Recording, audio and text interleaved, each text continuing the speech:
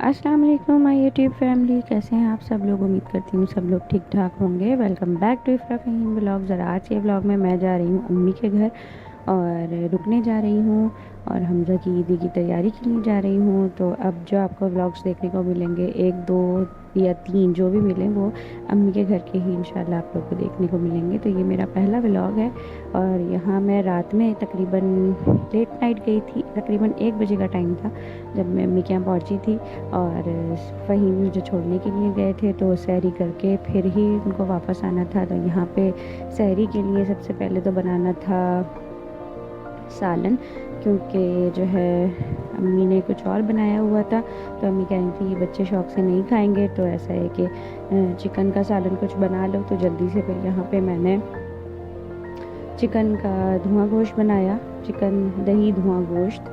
और ये सब बनाने के बाद फिर मैं सहरी वहरी ज़ाहिर है 2:30 बजे तो गैस आती है। 2:30 बजे जब गैस आई तो उसके बाद ही फिर बनाना शुरू किया। तो कुछ भी नहीं किया, बस सबसे पहले चिकन ली, उसमें दही डालकर लहसुन अदरक डाल के उसको मैरिनेट करके रख दिया। उसके बाद फिर एक दरमियानी साइज़ की प्याज ले ली, उसको चॉप कर लिया।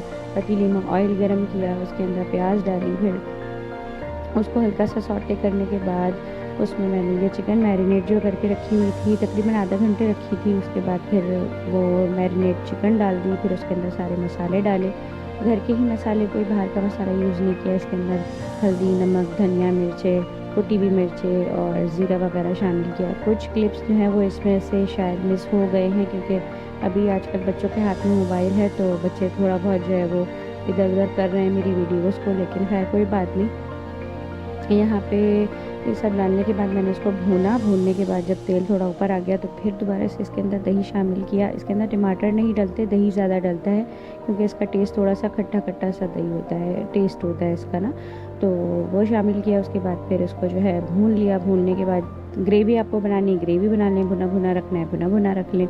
उसके बाद फिर दोबारा से 2 से 3 चम्मच दही ऊपर से बग़ैर फेंटे, बिना फेंटे हुए जो है वो डालना है। फिर प्याज के लच्छे डालने हैं और धनिया और हरी मिर्चें काट के डालनी है और फिर उसके बाद कोयले का दम दे देना है। तो ये मज़ेदार सी एक हांडी जो है हमारी तैयार हो जाएगी, जिसका नाम है दही धुआं चिकन।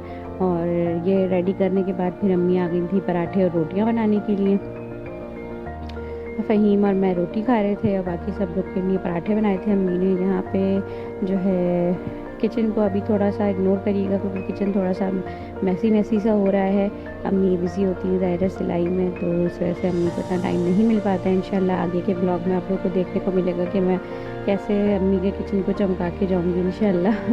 और यहाँ पे सहरी बन गई थी। सहरी हम लोग करने के लिए बैठ गए थे। सहरी वहरी करने के बाद जो है जनाब नमाज वमाज़ पढ़ने के बाद तकरीबन सहर होने से पहले, यानी कि वो नहीं हुई थी, रोशनी नहीं हुई थी और फ़हीम जा रहे थे, क्योंकि रोशनी के इंतज़ार में उनको लेट हो जाता और उनको 8 बजे ऑफ़िस के लिए जो है वो निकलना था। तो इसलिए वो मुझे यहाँ पे ड्रॉप करके सुबह सुबह चले गए थे। बस उनके जाने के बाद हम लोगों ने थोड़ी देर बातें की। उसके बाद हम लोग सो गए। उस दिन जो है वो युसरा नहीं आई थी, युसरा आई थी नेक्स्ट डे आई थी, वो शाम के टाइम पर। उसने हमारे साथ अफ्तारी की थी। मैं लेट नाइट आई थी तो उसने मना कर दिया था कि मैं इतनी रात को नहीं आ रही बच्चों के साथ, मैं कल आऊँगी। तो वो तो नहीं थी, बाकी हम ही लोग घर में थे और हम लोगों ने जो है यहाँ पर इनको सी ऑफ़ किया। सी ऑफ़ करके बस थोड़ी देर बातें की। नमाज़ तो सभी ने पढ़ ही ली थी। नमाज़ वगैरह पढ़ने के बाद बातें करके इनको सी ऑफ़ करके फिर हम जी सो गए। फिर हुई अगली सुबह तो सुबह नहीं थी, यानी कि दोपहर ही थी। 12 बजे के बाद का टाइम था जब मेरी सुबह हुई थी। उसके बाद फिर मैंने मुँह हाथ धो के फ़्रेश किया अपने आप को, थोड़ी देर बातें की। दैन उसके बाद हो गया ज़ोहर का टाइम, तो मैं यहाँ पे खड़ी हो गई ज़ोहर की नमाज़ पढ़ने के लिए।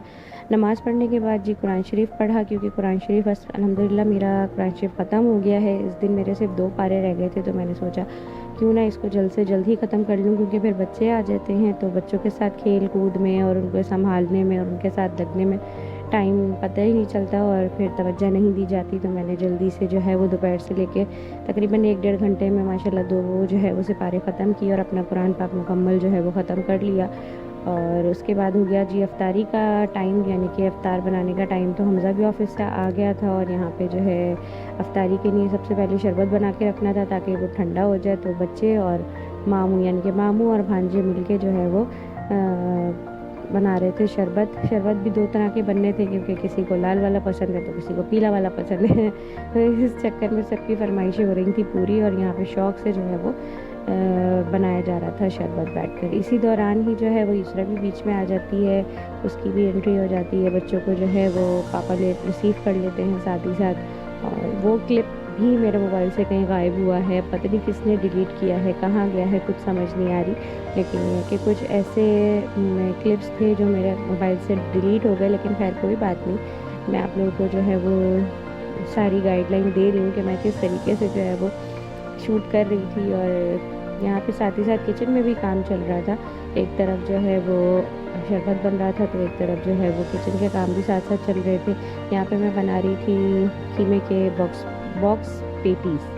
हाँ, बॉक्स पेटीज़ मैं बना रही थी। अम्मी ने समोसे बनाने को बोला था, लेकिन टाइम इतना शॉर्ट था कि समोसों में मुझे बहुत टाइम लग रहा था, क्योंकि मेरे हाथ पे इतना ज़्यादा वो बैठे हुए नहीं है, तो मुझे बहुत ज़्यादा टाइम लग रहा था और उसको बनाने में, और जो है फिर उसको फ्राई भी करना था। टाइम अफ्तार का टाइम होने वाला था। तो यहाँ पे ये देखो हमारा छोटू जो है वो आके लेट गया था। इसरा जो है शूट कर रही थी और मैं जो है यहाँ पर बॉक्स पेटीज़ बना के रख रही थी। ये बहुत जल्दी से बन जाते हैं, बस कीमा फटाफट बनाओ और उसके बाद ये समोसों की पट्टियों में इसको बना लो। जब तक हम लोग बाहर बना रहे थे, काम कर रहे थे, तो अम्मी यहाँ पर जो है वो दही बड़े बना रही थी। ये दही बड़े थे, माश की दाल के दही बड़े, खाने का बहुत ज़्यादा दिल चाह रहा था। अम्मी लोग भी हम लोग की वजह से नहीं बना रही थी कि जब हम लोग आ जाएंगे तो फिर एक साथ ही जो है वो अम्मी सबको बना के खिलाएंगी, क्योंकि 3 ही तो बंदे होते हैं। वो 3 बंदे इफ्तारी में क्या तैयारी करें, तो थोड़ा बहुत ही करती हैं अम्मी, उसके बाद फिर जो है वो खाना ही खा लेते हैं ये लोग। बाकी हम लोग जब आते हैं तो अल्हम्दुलिल्लाह माशाल्लाह बहुत अच्छा दस्तरखान सजता है और सारी चीज़ें, सारी नेमतें जो हैं वो रखी जाती हैं अल्हम्दुलिल्लाह। अम्मी पापा बहुत ख्याल रखते हैं हम लोग का। जब भी हम लोग आते हैं तो हर चीज़, किसी चीज़ की कमी नहीं होने देते, हर चीज़ दस्तरखान पे मौजूद होनी चाहिए। भले खुद खाएं ना खाएं, लेकिन हमारे लिए ज़रूर एहतमाम किया जाता है, चाहे वो सहरी का हो, चाहे वो अफ्तारी का हो। तो खैर यहाँ पे जो है वो बन गए थे आलू के पकोड़े, क्योंकि बच्चे भी बहुत शौक़ से खाते हैं। पकोड़े हमारे यहाँ वो वाले ज़्यादा खाए नहीं जाते। अम्मी के घर में, ससुराल में तो बहुत शौक़ से खाए जाते हैं, लेकिन अम्मी के घर में यहाँ पे कोई ख़ास खाता नहीं है, तो इसलिए ना मैंने बनाए और ना ही अम्मी ने कहा, तो इसलिए फिर बस आलू के पकोड़े बना लिए थे, बॉक्स पेटीज़ बना लिए थे। और साथ ही साथ जब ये किचन में काम चल रहा था तो बच्चों की चल रही थी नाना के साथ क्रिकेट। वो बाहर खेलने में मसरूफ़ थे, क्योंकि अंदर जो है वो बच्चे बहुत तंग कर रहे थे, रो रहे थे, तो इसलिए फिर हमने बाहर ही जो है वो बच्चों को भेज दिया था खेलने के लिए। उसके बाद यहाँ पे बन गए थे बॉक्स पेटीज़ जब बने तो वो भी फ्राई करके निकाल लिए। और उसके बाद जी हमने अफ्तार करने के बाद जो है बस ये छोटा सा व्लॉग था। आगे इंशाल्लाह आप लोग को व्लॉग देखने को मिलेगा उसकी हमज़ा की ईदी का, उसकी शॉपिंग का। तो व्लॉग पसंद आया होगा, पसंद आए तो लाइक, सब्सक्राइब और शेयर ज़रूर करिएगा, और अगले व्लॉग के लिए इंतज़ार करिएगा। इंशाल्लाह जल्दी व्लॉग आएगा। मिलती हूँ नेक्स्ट व्लॉग में, तब तक के लिए अल्लाह हाफ़िज़।